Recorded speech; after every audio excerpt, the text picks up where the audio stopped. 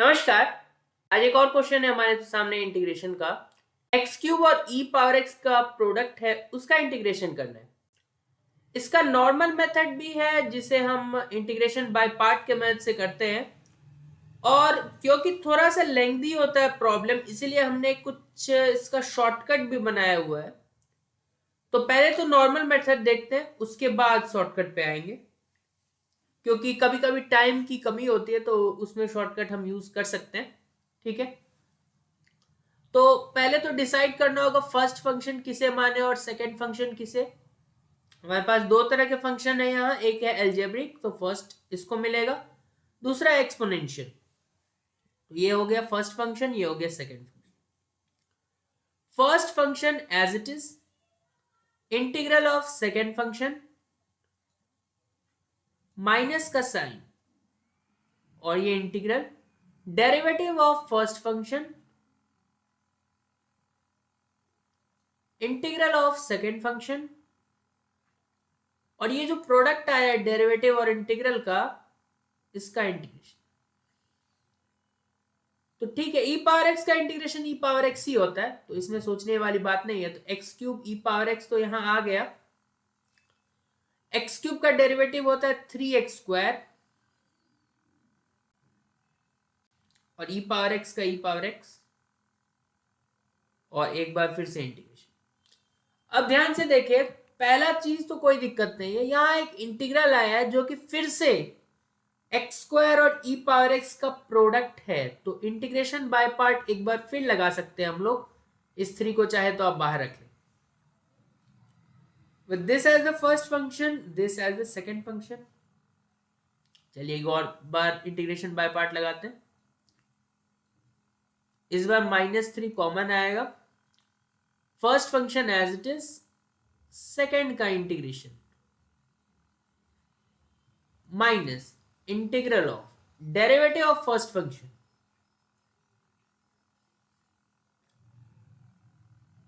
Integral of second function, और ये जो डेरिवेटिव और इंटीग्रल का प्रोडक्ट है इसका इंटीग्रेशन। ठीक है, तो x cube e power x, -3 को अंदर मल्टीप्लाई कर दे तो -3x², और ई पावर एक्स का इंटीग्रेशन तो ई पावर एक्स ही आएगा। अच्छा, ये -3 क्या हम इससे भी अंदर मल्टीप्लाई कर ले तो ये +3 टाइम्स हो जाएगा। इंटीग्रल ऑफ x² का डेरिवेटिव होता है 2x, और ई पावर एक्स का इंटीग्रेशन ई पावर एक्स ही होगा, dx। एक बार फिर से अभी भी हमें दो फंक्शन का प्रोडक्ट मिल रहा है, पहला तो एल्जेब्रिक है, दूसरा एक्सपोनेंशियल। अगेन इसको फर्स्ट फंक्शन, इसको सेकंड फंक्शन मान सकते हैं। बाहर 3 है, अंदर 2 है, तो हम क्योंकि डिजिटली लिख रहे हैं तो 6 तो कर ही सकते हैं। अगर वैसे आप लिख रहे हैं तो एक स्टेप और ले सकते हैं आप। आगे बढ़ते हैं, तो x³ e power x -3x² e power x +6 time first function as it is, second का इंटीग्रेशन।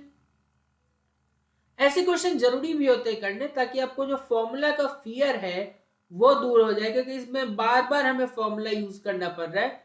जिससे फॉर्मूला अगर देख के भी आप अभी तक कर रहे थे तो इस क्वेश्चन, ऐसे अगर 2-3 क्वेश्चन आप कर ले तो फॉर्मूला याद हो ही जाएगा मेरे हिसाब से। तो first function as it is, second का इंटीग्रेशन माइनस इंटीग्रल का sign, derivative of first function, integral of second function, और इनका जो प्रोडक्ट है इसका एक बार फिर से इंटीग्रेशन।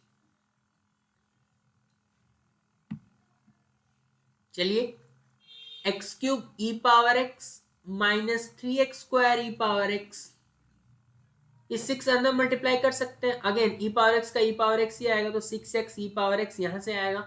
अच्छा, इस बार x का जो डेरिवेटिव है वो तो 1 होता है हमें पता है, तो माइनस ये 6 अंदर भी मल्टीप्लाई होगा, तो हमारे पास सिंपल ये ई पावर एक्स, ये वाला इसका इंटीग्रेशन ई पावर एक्स ही होगा, वो मल्टीप्लाई होगा 1 से, दैट मीन्स यहाँ ई पावर एक्स मिलेगा इसका इंटीग्रेशन करना।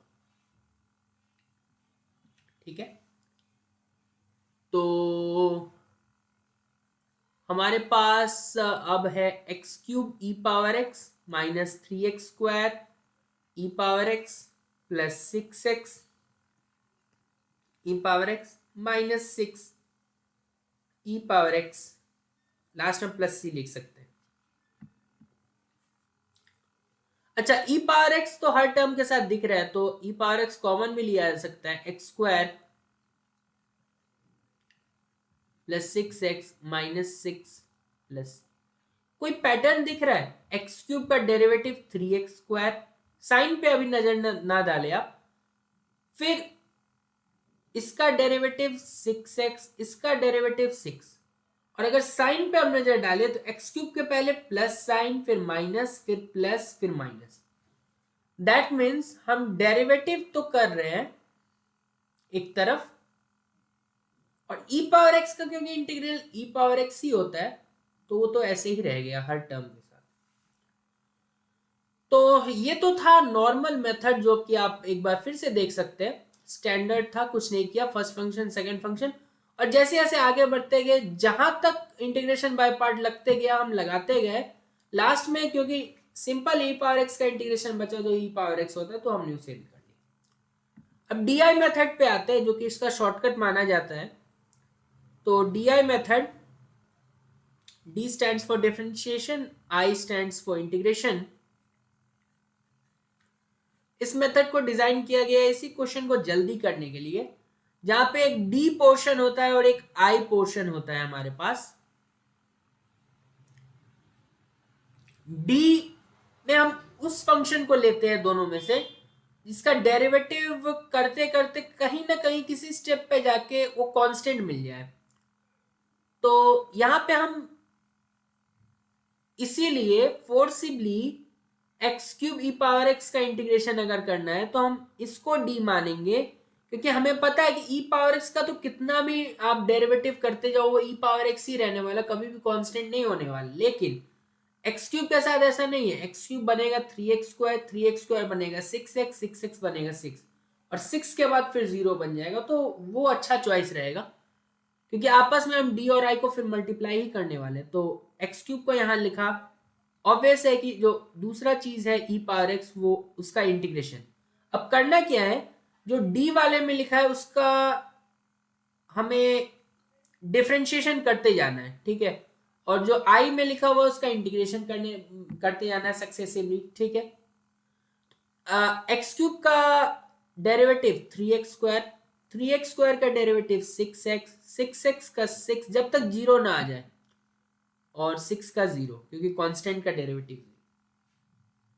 सेम ई पावर एक्स का integration, e power x, e power x, e power x, इसका तो and derivative e power x ही होगा। फिर क्या करना होता है, जो d है डेरिवेटिव, उसके कोफिशिएंट में अल्टरनेट प्लस माइनस चलाना होता है। तो प्लस से स्टार्ट करो, माइनस प्लस माइनस प्लस। अब कुछ नहीं करना होता है, इसे हमें मल्टीप्लाई करना होता है। तो ये देखो ऐसे मल्टीप्लाई करेंगे, इसको इससे मल्टीप्लाई करेंगे, इसको इससे मल्टीप्लाई करेंगे, और इसको इससे मल्टीप्लाई, 0 से मल्टीप्लाई करना मतलब समझ रहे हो, आगे भी पावर एक्स आता है, मगर 0 से मल्टीप्लाई करके वो 0 ही हो जाएगा। बस इसी रिजल्ट को लिख देना है। तो प्लस ऑफ एक्स क्यूब के साथ हमें मिलेगा x cube multiplied by power x, फिर minus 3x square multiplied by power x, फिर plus 6x multiplied by power x, फिर minus 6 multiplied by power x.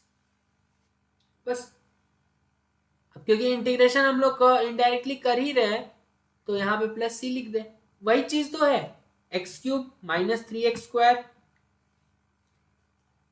Plus 6x minus 6। अब ई power x common लेके same answer तक पहुंच सकते, DI method से आसानी से हो गया, ठीक है। तो इसका भी आप यूज कर सकते हैं। मान लेते हैं अगर ऐसा दे दिया रहता उन्होंने कि लेट्स से x पावर 11 या 12, तो नॉर्मल मेथड से जाता तो आपको काफी टाइम लग जाता, हो तो जाता लेकिन टाइम लग जाता, कैलकुलेशन मिस्टेक का चांसेस रहता। इससे करेंगे तो जल्दी हो जाएगा और एक पैटर्न भी दिख जाएगा आपको, जैसे कि हम इस बार देख पा रहे हैं। तो ऐसे शॉर्टकट लेकिन अब सब्जेक्टिव पेपर्स में अलाउड नहीं होता है कि आप ऐसा करें, हाँ, उसमें भी सब्जेक्टिव पेपर्स में अगर यही एक क्वेश्चन बच गया और आपके पास 1 मिनट से भी कम टाइम है, तो आप जल्दी से DI मेथड का यूज करके फाइनल आंसर एटलीस्ट लिख सकते हैं, ताकि कुछ मार्क्स तो अवश्य मिल जाए। ठीक है, ठीक है, तो और क्वेश्चंस देखेंगे, तब तक के लिए बहुत बहुत धन्यवाद।